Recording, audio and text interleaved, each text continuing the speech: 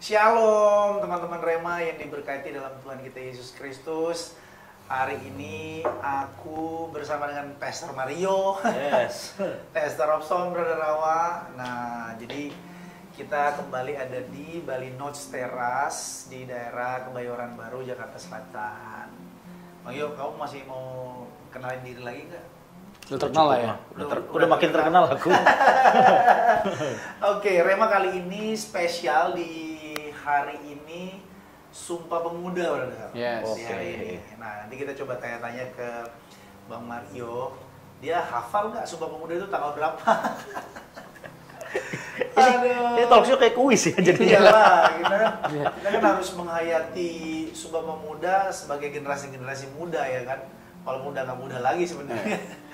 Jadi tema kita tentang masa muda, Sumpah Pemuda, masa lalu dan masa kini. Nah, kita belajar tentang atau kita coba ngobrol, diskusi, Brother dan Bang Mario terkait dengan Sumpah Pemuda di masa lalu. Kalau kita bicara masa lalu, kan pasti bicara tentang sejarah kan. Iya.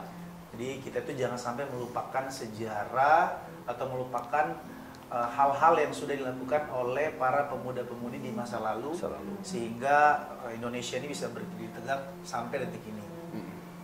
Lahirnya Sumpah Pemuda itu seperti apa, Bang? Coba Abang bisa deskripsikan dulu terkait dengan Sumpah Pemuda, nanti sekaligus latar belakangnya. Kok bisa ada gerakan pemuda-pemudi ini? Apa, gejolak apa yang terjadi pada saat itu?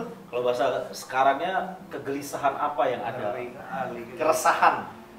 Ya jelas ya, Sumpah Pemuda itu di awal abad 20 begitu kan. Indonesia pada saat itu terjajah kan. Oke. Tetapi mereka, para pemuda itu masih terkotak-kotak. Ada Jong Java, Jong Sumatera, Jong Ambon begitu. Nah, dalam satu titik mereka sadar bahwa perjuangan ini nggak bisa dilakukan di dalam kotak-kotak ini. Mereka harus bersatu. Itu ya, itu dulu. Jadi spirit pertamanya yang harus ditangkap dalam Sumpah Pemuda adalah persatuan. Apa pemicunya? Pemicunya ya karena merasa terjajah. Merasa terjajah. terjajah, lalu orang Indonesia sendiri di buminya ini menjadi strata yang paling rendah. Wah, sampai segitu. Iya, pada saat itu. Jadi kita nggak bisa berkarya di bumi sendiri dan lain sebagainya, dan merasa dianaktirikan. Nah itu kan repot. Nah dengan sebab itu, dengan latar belakangnya sedemikian, pemuda itu melakukan Kongres Pemuda yang pertama. Di mana tuh? Di Jakarta tahun 1926. Jadi kalau Sumpah Pemuda kan kita tahu ya 28 Oktober tahun 1928. Kan gitu ya. Nah, 2 tahun sebelumnya mereka sudah kongres. Untuk menentukan kapan kita kongres, nah 2 tahun kemudian, 28 Oktober di Jakarta 1928.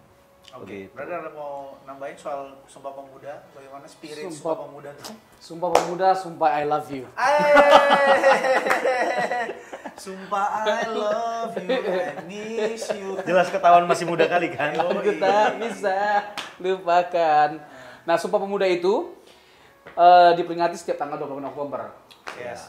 Merupakan salah satu tonggak penting Bagi lahirnya Indonesia sebagai sebuah negara. Buat bangsa Jadi, ya. Dan iya. budaya. Oh, jadi Sumpah Pemuda itu sendiri, Brother, Memiliki pengaruh. bukan kaleng-kaleng ternyata. Bukan kaleng-kaleng. Maksudnya nggak bisa kita take it for granted, kita remehkan bahwa Sumpah Pemuda mah itu mah cuman ya euforia yang nggak ada dampak sama sekali untuk bangsa ini. Ternyata tonggak berdirinya bangsa Indonesia juga ada andil Sumpah Pemuda. Iya. Jadi dampaknya itu luar biasa. Dan ini adalah momentum dari anak-anak muda pada waktu itu untuk mengikrarkan Sumpah Pemuda ini dari berbagai macam suku dan latar belakang yang ada. Nah, ini salah satu hal yang penting juga untuk kita sorot untuk menunjukkan bahwa perbedaan yang ada dalam konteks Indonesia adalah sebuah kekayaan. Nah, nanti menarik tuh kalau kita bicara tentang esensi atau spirit dari Sumpah Pemuda. Terkait dengan penekanannya ya, persatuan kesatuan, terkait dengan nasionalisme, terkait dengan kesetaraan, identitas nasional dan semangat perjuangan. Nah, ini semua itu membuat kita berkesimpulan bahwa negara kita ini negara yang kaya, negara yang kuat, dan negara yang multikultural. dan Gitu. bisa menuju pada kemerdekaan karena adanya persatuan dari si multikultural tadi. Ya. Jadi kalau kita mau tekankan di awal nih ya, harusnya di akhir. Jadi marilah kita jadi orang Indonesia yang berpikir besar gitu loh. Berpikir besar karena bangsa kita itu udah pasti besar. Tapi apakah otomatis karena bangsa kita besar kita berpikir besar? Nah, itu menjadi pergumulan Jadi, kita. ya. Menjadi tantangan kita sebagai sebuah bangsa. Sebagai Gitu. orang muda masa kini juga, Ya, itu dia kan tantangan kita sebagai anak-anak muda, Ya. kaum Gen Z juga, ya kan kaum milenial. Ngomong-ngomong tadi berpikir besar, salah satu upaya atau salah satu merespon daripada berpikir besar itu ada Rema hadir untuk membahas itu. Oh iya. Itulah kenapa Rema ini kan orang-orang yang berpikir besar semua, kru-kru di sini orang-orang berpikir besar semua. Oh iya brother. dong. Live channel pun demikian. Yes. Jadi memang kita di negara yang besar ini kita nggak bisa pungkiri tadi balik lagi bahwa Sumpah Pemuda itu adalah tonggak. Ya. Bang Mario ada sedikit tambahan soal tonggak Sumpah Pemuda itu menjadi tonggak. Tadi brother udah. sebelum ke Sumpah Pemuda sebenarnya kegerakan sebelumnya terjadi 20 tahun. Sebelumnya, 20 tahun sebelumnya tuh ada Budi Utomo. Jadi yang harus kita perhatikan ini yang menggerakkan pada akhirnya menjadi Sumpah Pemuda adalah kaum intelektual. Kalau ditanya bagaimana kita sebagai orang muda memaknai Sumpah Pemuda, Iya.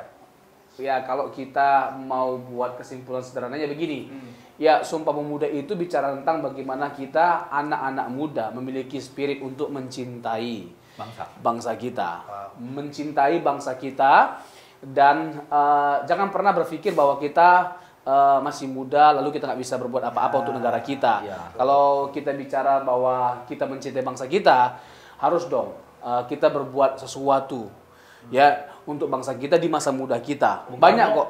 Bung Karno bilang apa tuh? Berikan saya 10 pemuda. Iya, aku akan Goncang dunia. oh, guncang dunia, bukan warga Wakanda ya, bukan negara Wakanda, guncang dunia. Jadi kita nggak bisa pesimis dengan yang namanya anak-anak muda. Jadi anak-anak muda itu harus diikutsertakan atau dilibatkan dalam membangun bangsa ini. Dan kebetulan ya bahwa negara kita belum lama ini telah melakukan pemilihan umum dan dimenangkan oleh seorang anak muda sebagai wakil presiden. Nah, kita Selamat ya untuk Pak Wapres Iya. yang sudah menang. dan Kita kita muda. ya masih muda. Ya, Ya, 36 tahun kalau nggak salah. Poinnya Ya. gitu ya. Ya, maksud gini. Walaupun banyak kontroversi juga, brother. Ya, kalau kita bicara tentang kontroversi gini loh. Pada akhirnya tidak ada orang yang sempurna. Betul. Ya kan? Tetapi marilah kita mendukung. Ya. Kita mengajak lah mendukung. Ya, bagaimanapun yang namanya pemimpin itu harus dapat dukungan dari rakyatnya, dan kita sebagai rakyat mendukung, mendoakan supaya pemimpin kita bisa memimpin dengan maksimal, dengan hikmat, semakin bijak memang berarti. dengan takut akan Tuhan. Kasih dong teks Alkitabnya, brother. Yang mana tuh? Terkait Ya, dengan pemerintah itu adalah wakil Tuhan. Oh, Roma pasal ya. 3, Roma pasal 13. 13. Ya, jadi mereka adalah orang-orang yang dipilih oleh Tuhan, dan kita berharap bahwa mereka dapat menjalankan tugas mereka, menggemban tanggung jawab mereka dengan baik. Secara khusus di sini terkait dengan anak muda kan, Bapak Gibran. Mantap. Mantap. Bang Mario ada? Kalau aku melihat Mantap, dari mantap. sisi perjuangan, semangat perjuangan, tentu orang muda harus identik dengan perjuangan. Ya. Loh, mereka pada saat itu ya, para pendiri bangsa itu jelas-jelas memikirkan perjuangan untuk membangun bangsa. Bukan sendiri-sendiri, bukan sentralistik untuk dirinya sendiri, enggak. Mereka berjuang untuk kepentingan bangsa. Jadi, kalau buat anak-anak muda ya, kalau kita belajar, berjuang, melakukan sesuatu, ingat, ini adalah sumbangsih terbaik kita untuk bangsa Indonesia.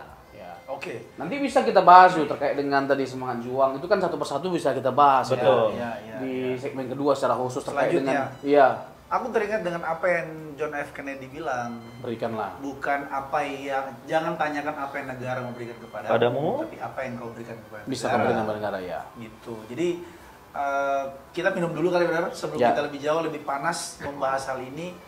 Nanti kita akan masuk ke apa namanya, kita korelasikan dengan spirit daripada Injil Kristus, brother. Oh, oke. Bagaimana, Oh, ya, ya. apa kata Alkitab terkait anak-anak muda? Ya. Seperti apa Alkitab menggambarkan anak muda yang memberikan sumbangsi baik untuk keluarga, untuk masyarakat umum ataupun untuk negaranya. Nah, Alkitab menggambarkannya seperti apa? Nanti Ya. setelah ini kita bahas. Ya. Oke.